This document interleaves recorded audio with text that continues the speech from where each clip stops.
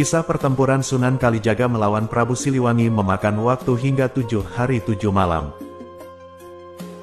Dalam kisah pertempuran itu, Sang Sunan sampai harus menikahi Nyai Roro Kidul. Diketahui, Sunan Kalijaga adalah sosok yang tergabung dalam kelompok Wali Songo. Perannya sangat signifikan dalam penyebaran agama Islam di Pulau Jawa.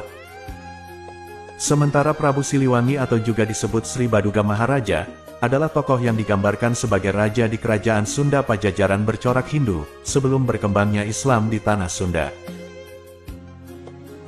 Pertempuran antara Sunan Kalijaga melawan Prabu Siliwangi dilandasi karena alasan penyebaran ajaran Islam. Sang Prabu yang dikenal sakti dan ahli strategi pun sangat sulit untuk ditaklukkan. Kekuatan Prabu Siliwangi yang dahsyat, sampai-sampai membuat Sunan Kalijaga harus menikahi penguasa Laut Selatan, Nyai Roro Kidul. Dikutip Hobbs, ID, dari kanal YouTube Keramat Wali pada Jumat, tanggal 8 Desember tahun 2023, dijelaskan bahwa pertempuran itu bermula dari niat Sunan Gunung Jati yang ingin mengislamkan Sang Prabu. Sebelumnya, Pangeran Arya Kemuning, Dewi Mas Gandasari, dan Dimas Roro Kencono Wungulah yang ditugaskan Keraton Cirebon untuk mengalahkan Prabu Siliwangi. Namun kekalahan harus dialami ketiganya lantaran kesaktian Sang Prabu. Terlebih, Prabu Siliwangi juga ahli dalam strategi perang.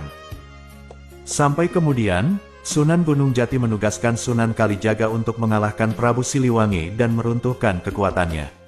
Namun lagi-lagi, Sri Baduga Maharaja mampu mempertahankan tahtanya. Sementara Sunan Kalijaga harus mundur perlahan. Tak mau menyerah begitu saja, Sunan Kalijaga yang dikenal taat beragama itu meminta petunjuk kepada Sang Halik agar bisa mengalahkan Prabu Siliwangi demi menyebarkan ajaran Islam. Pernikahan Sunan Kalijaga dengan Nyai Roro Kidul. Sunan Gunung Jati pun meminta Sunan Kalijaga untuk mendatangi Laut Selatan, dan bertemu dengan Ratu Kidul, atau Nyai Roro Kidul. Tujuannya untuk meminjam senjata pusaka berupa tombak Karera Reksa. Sebab, Sunan Gunung Jati tahu betul bahwa pusaka itulah yang mampu menumbangkan kesaktian Sang Prabu. Namun, ketika sampai di Laut Selatan dan bertemu dengan Nyai Roro Kidul, Sunan Kalijaga justru mendapat penolakan. Sang penguasa Laut Selatan itu tak percaya bahwa Sunan Kalijaga adalah utusan dari Sunan Gunung Jati.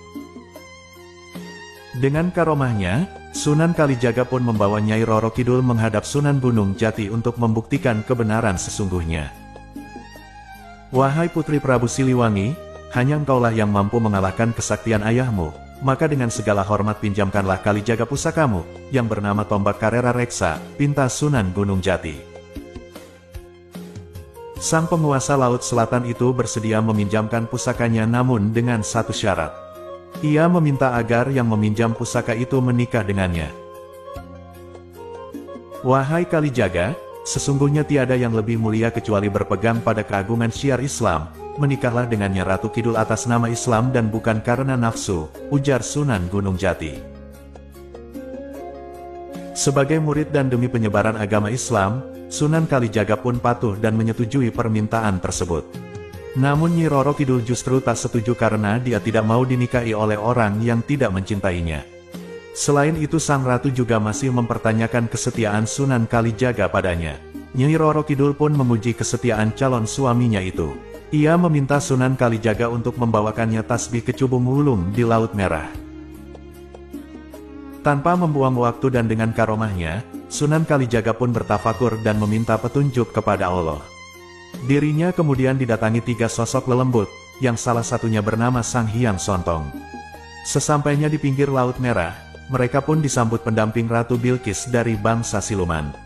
Di sana, Sunan Kalijaga diberikan Nur Sulaiman berwujud peti ukir dari alam hasrat. Di dalam peti itulah terdapat tasbih berbahan batu kecubung hijau atau tasbih kecubung wulung. Setelah mendapatkannya, Sunan Kalijaga lekas kembali dan menemui Sunan Gunung Jati juga Nyai Roro Kidul. Pertempuran 7 hari 7 malam. Nyai Roro Kidul akhirnya bersedia menikah dengan Sunan Kalijaga sekaligus meminjamkan pusaka tombak Karera Reksa. Sebelum berperang, Sunan Gunung Jati pun menambahkan satu tombak yang ditancapkan pada pusaka Karera Reksa hingga menjadi 9 cabang tombak. Sunan Gunung Jati pun menamai tombak itu sebagai Agung Buana Tombak Nirwana Cakra Langit. Tak butuh waktu lama, Sunan Kalijaga beserta rombongan langsung berangkat berperang melawan Prabu Siliwangi. Pertempuran antara Sunan Kalijaga dan Prabu Siliwangi itu pun tak terlelakkan hingga memakan waktu selama 7 hari 7 malam berturut-turut. Adapun Sunan Kalijaga akhirnya mampu menumbangkan kekuatan Prabu Siliwangi menggunakan tombak cakra langit tersebut.